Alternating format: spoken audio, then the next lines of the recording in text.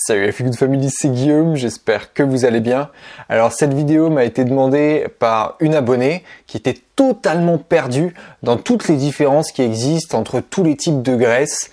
Et je vous avoue, c'est un sacré bordel. Donc, je vais vous expliquer tout ça en détail.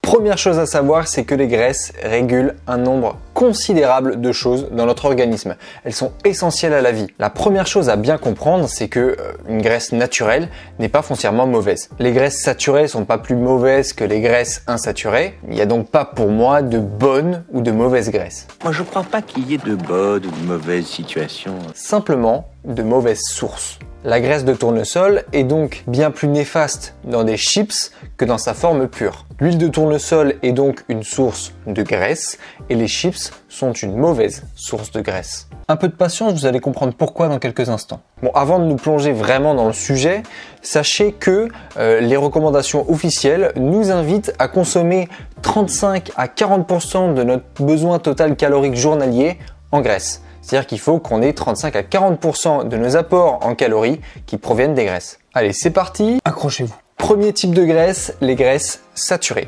Alors je vous ai fait il y a très peu de temps une vidéo sur le sujet, donc je vous la mets juste ici. Surtout, allez la voir, elle est très importante parce qu'on entend beaucoup de choses sur les graisses saturées et vous allez voir que c'est peut-être pas si avéré que ça. Bon, alors les graisses saturées ou acides gras saturés, une chose super facile pour les reconnaître, c'est qu'ils se présentent à température ambiante sous forme solide. Par exemple, le beurre qui contient beaucoup de graisses saturées, vous voyez que c'est sous forme solide à température ambiante. Et donc vous retrouvez ce type de graisse principalement dans les produits animaux.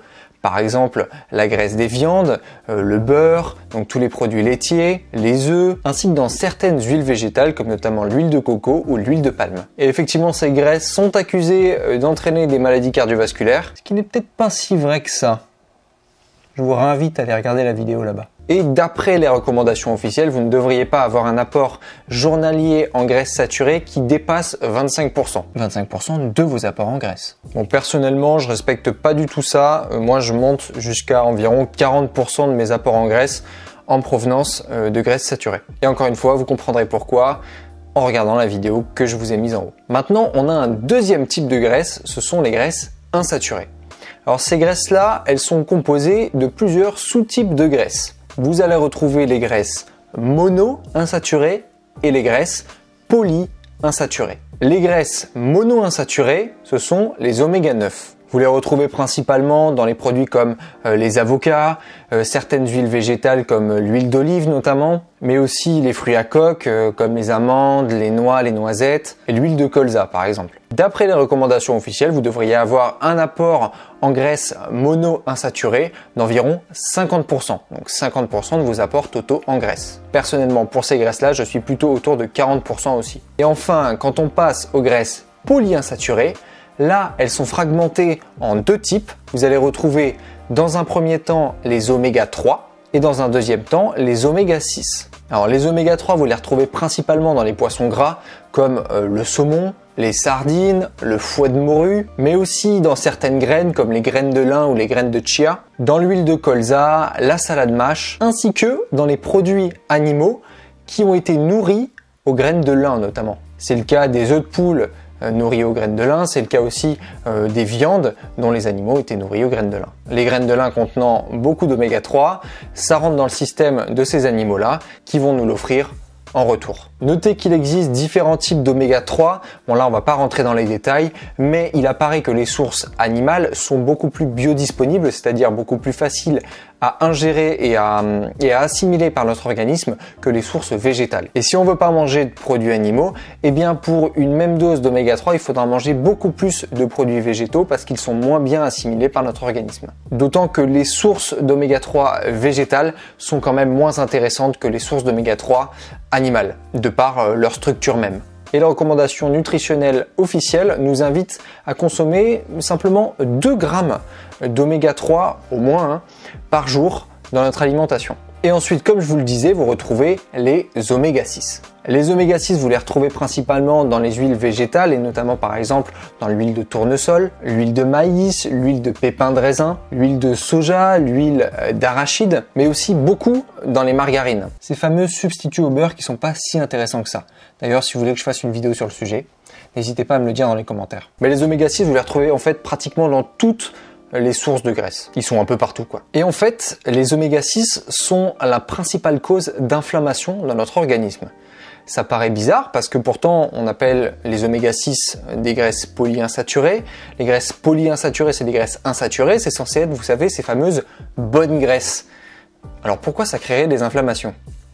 Eh bien parce qu'en fait, les oméga 3 et les oméga 6, ils fonctionnent de pair. Si vous avez trop d'oméga 6 dans le corps par rapport aux oméga 3, vous allez en fait créer un déséquilibre et donc en conséquence des inflammations. Et le problème, c'est qu'aujourd'hui, dans notre alimentation moderne, on a une proportion énorme d'oméga 6 par rapport aux oméga 3. Les recommandations officielles nous invitent à avoir au moins un oméga 3 pour 4 oméga 6. Donc c'est un rapport de 1 à 4, mais maximum. Hein. Si vous avez un rapport 1-5, déjà c'est pas bon.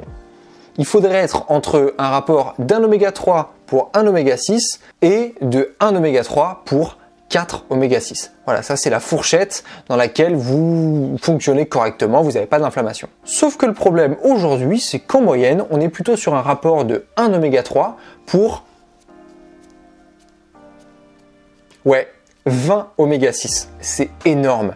Et c'est à cause de ça qu'il y a tant d'inflammations et tant de maladies qui se déclarent, parce qu'en fait, il y a un super déséquilibre entre ces deux graisses qui naturellement devraient être équilibrées dans notre alimentation. Et ça, c'est notamment dû à l'industrialisation de notre mode alimentaire. On a de plus en plus de produits préparés et qui contiennent, et allez vas-y, un petit peu d'huile de colza, hop, un petit peu d'huile de pépins de raisin, un petit peu d'huile de tournesol, et vas-y que je te rajoute des oméga 6. Et en fait, ça joue énormément sur le déséquilibre entre les oméga 3 et les oméga 6. Et enfin, on retrouve les graisses trans.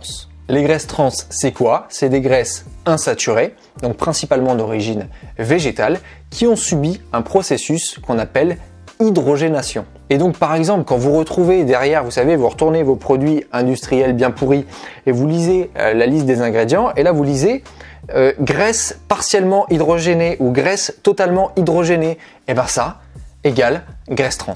Et ça égale grosse merde. Parce qu'en fait, c'est une graisse qui normalement avait une certaine forme, une forme chimique, qui a subi un processus de transformation. Ça peut être une cuisson, ça peut être ce qu'on veut, enfin elle a été processée, et en conséquence, cette forme qu'elle avait a complètement changé. Et à l'intérieur de notre organisme, eh ben c'est pas top ça.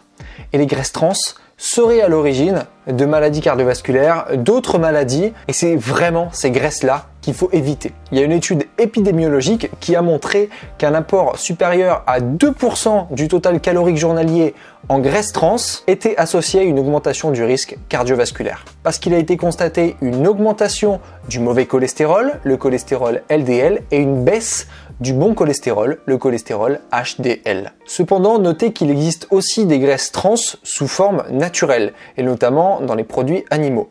Mais les études n'ont pas été en mesure de prouver en fait que ces graisses trans naturelles étaient mauvaises. Et ça en fait c'est parce que les graisses trans d'origine naturelle que vous trouvez dans la nature n'ont pas la même forme que les graisses trans d'origine synthétique. Donc encore une fois, qu'est-ce qu'on constate? Qu'aucune graisse présente dans la nature n'est foncièrement mauvaise. Seule une graisse transformée, une graisse synthétisée, une graisse qui a été complètement tordue dans tous les sens est vraiment mauvaise. Et c'est pour ça que le mode alimentaire industriel est totalement délétère. Donc les graisses trans, vous les trouvez où? Principalement dans tous les produits industriels. Les biscuits, les viennoiseries, les plats préparés, tout ce que vous voulez. En gros, vous prenez un rayon de supermarché, il y en a partout. Hein. Et pourquoi les industriels changent-ils comme ça la composition des graisses pour en faire des graisses trans? Tout simplement parce qu'elles sont plus intéressantes texturellement notamment, parce qu'une graisse hydrogénée est une graisse qui sera beaucoup plus stable, beaucoup plus ferme et qui sera moins propice au rancissement. Donc en plus, vous augmentez la durée de vie d'un produit. Ils sont pas fous ces indus. Hein. Notez aussi que les graisses trans peuvent se former chez vous alors que vous préparez un plat. Tout simplement à cause du processus de cuisson en fait. La cuisson d'une graisse végétale peut la transformer en graisse trans et ça peut devenir néfaste. Donc attention à ne pas faire brûler vos graisses quand vous cuisinez. Bon, mais on est enfin arrivé au bout. Vous avez compris quels sont les différents types de graisses, quels sont les différents enjeux de ces types de graisses, mais vous êtes peut-être encore plus perdu devant tant d'informations.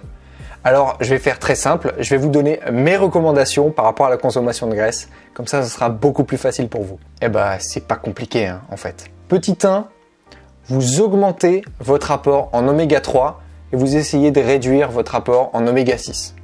Comme ça, vous allez équilibrer la balance et être en meilleure santé. Et ensuite, petit 2, faites super attention aux graisses trans. Donc achetez le moins possible de produits industriels. Regardez au maximum les compositions de ce que vous achetez. Faites gaffe à ne pas faire cramer vos huiles quand vous faites à manger. Et à partir de là, c'est tout. Appliquez ces deux choses-là et vous verrez déjà que ça fera une énorme différence.